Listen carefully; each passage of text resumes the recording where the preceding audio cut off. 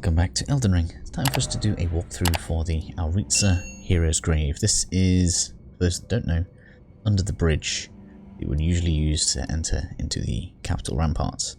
I actually recommend doing this after the capital, mostly because I do Ranni's quest after entering the capital, because then you get access to Dung Eater. And the main reason for that is three things. Firstly, if you complete Ranni's quest, you should have access to the Dung Eater summon. If you follow my Ranni questline guide, you should have access to Tish, and you should also have access to the Mimic tier. The reason that's important is because the boss of this is going to be a double Crucible night fight, and it is quite unpleasant if you don't bring a friend. So that's what I'm going to recommend. Now then, as we set off from the Grace, first things first, we are going to want to open on this. This is going to be the golden Epitaph weapon.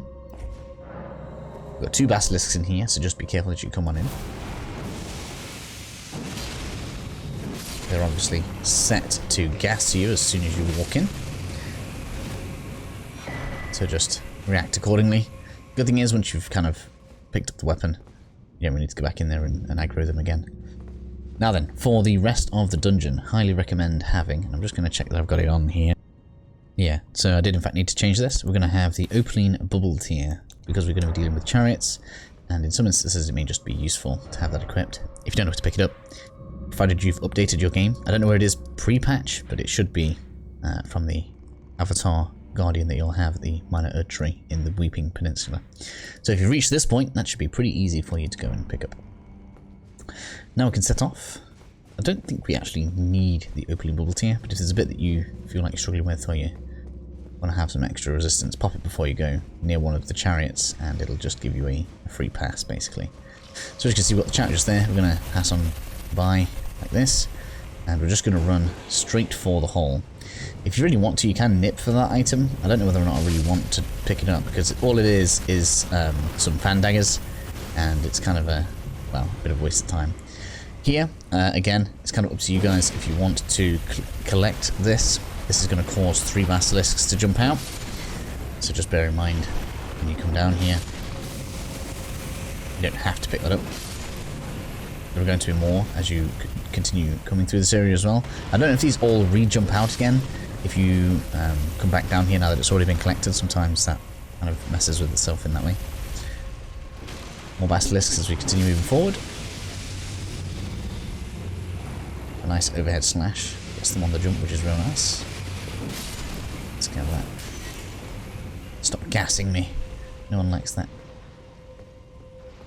There we are. Just make sure we're collecting the glove wart as we go through.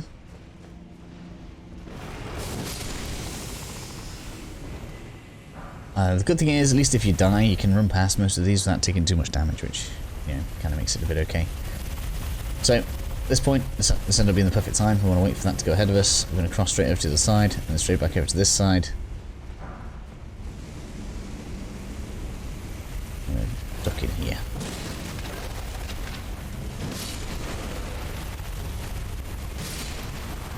This goes back up. We're going to go to where that item you can see on the ledges, just on the left side. And that's where we're going to want to drop off this ledge. This bit's always a bit precarious. We're just going to try and wait for that to turn around. This is where we want to go. And again, we're going to go straight forward. Collect the loot. And I'm going to jump on to the next rafter. Kind of have 2 directions you can choose to go. Bottom of here. I'm going to go with clearing out this top end first, just because it makes more sense in my head. But it may well be better off clearing that way first, because we will be destroying the chariot, and maybe that makes getting back to here a little easier. But we're just going to go this way, just because that's the way that I've practiced it. So deal with this. It's got friends. Get out of the smoke. The gas is so bad it causes death. One of the staple enemies of From Software. The old basilisk. No, get it! Stop it! Get down! Behave, people are watching. Cool, so we get the loot. We'll have a ladder in a second. That's going to be the Vulga Militia ashes. Not too bad. We'll skip to the top of the ladder. At the top then, you should be able to see that we're just where the chariot was before, and we're basically just going to go straight back off the same ledge. Hopefully I managed to hit this. There we go. And then we're going to go straight back off again. Somebody's tried to be helpful with the sign for once. I do prefer to go all the way over to the other beam. This next bit can be quite precarious. You have two options. You can either try to rush the skeleton that you can probably see at the end of there, or you can try to range it. I'm going to choose to rush it because this is my strength build. With the Loretta's longbow from the mage, it's pretty easy to outrange it. And the bows all have way longer range than that, so you should be able to shoot it from here if you want a bit of an easier time with it. We're just going to rush on over. It's weird that it really doesn't aggro very well. I mean, the biggest, heaviest armor, and it still didn't hear me coming, apparently.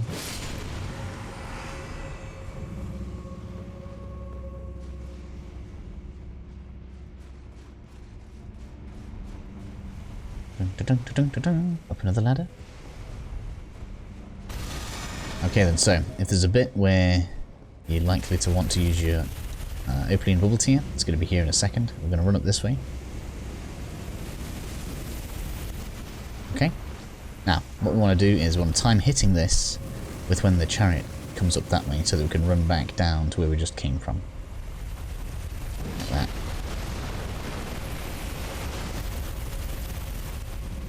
And then we want to go and take cover.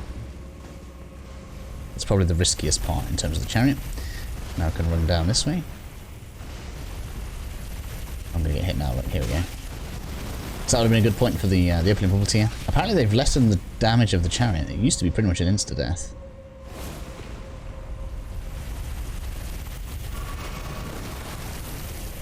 That's just really weird. Unless it's just the armor I'm wearing, but even then. But anyway, obviously make your way down to here. Here we're going to have some skeletons.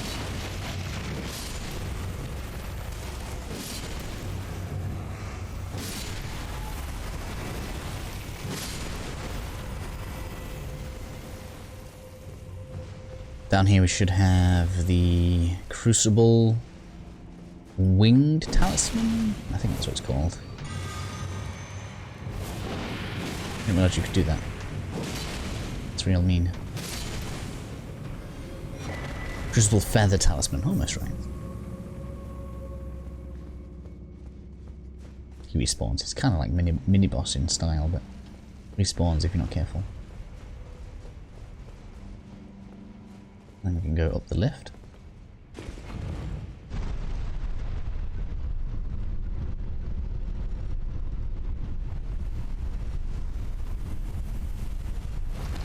So this bit then, you have a couple of choices as to how you want to... Don't think there's anything there.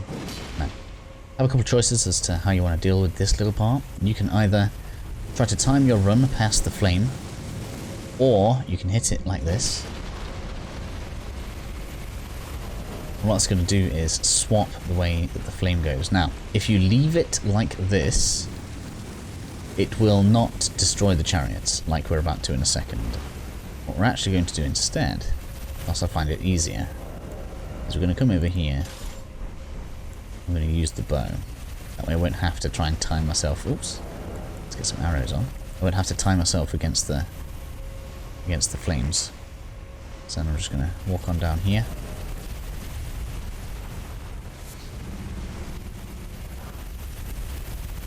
Alright, so now I got flame coming up there. And we're just going to jump down here. All the chariots are going to blow themselves up. You probably didn't get to see it, but basically what that did was it made it so that the third chariot that was downstairs appears just here on this rail, and then it's like they all kind of just ram into each other and we get a load of loot, which is quite nice. So we can grab this, which I think is a Stonesowrd Key. There's a couple of skeletons in there guarding this glove wall. Go ahead and grab it.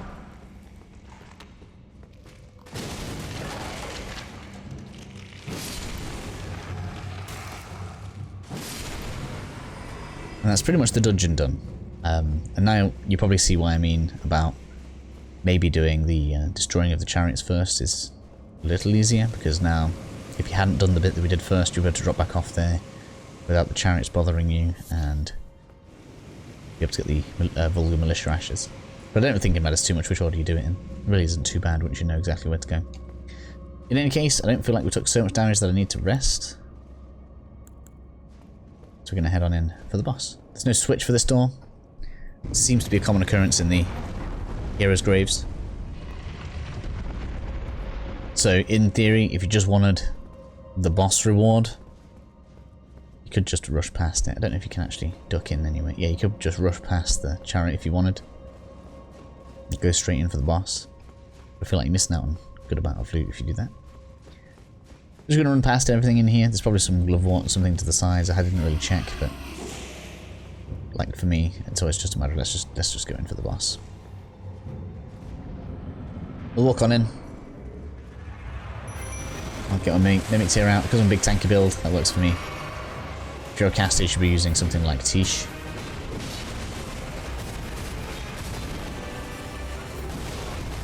Or maybe even Dung Eater. Dung Eater seems to have really good aggro and tankiness. Try both of them now. Excuse me, you are rude.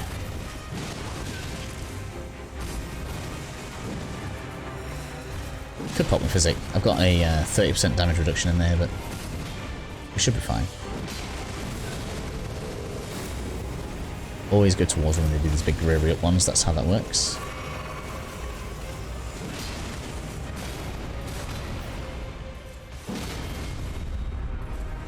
It's crazy how much poison damage that these guys take. That's one down.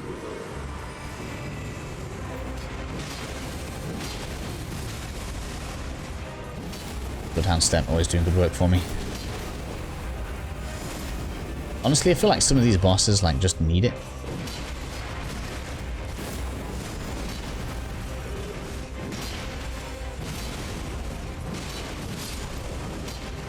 But I think that was the point of this game. It gives way more options so they can make much tougher bosses.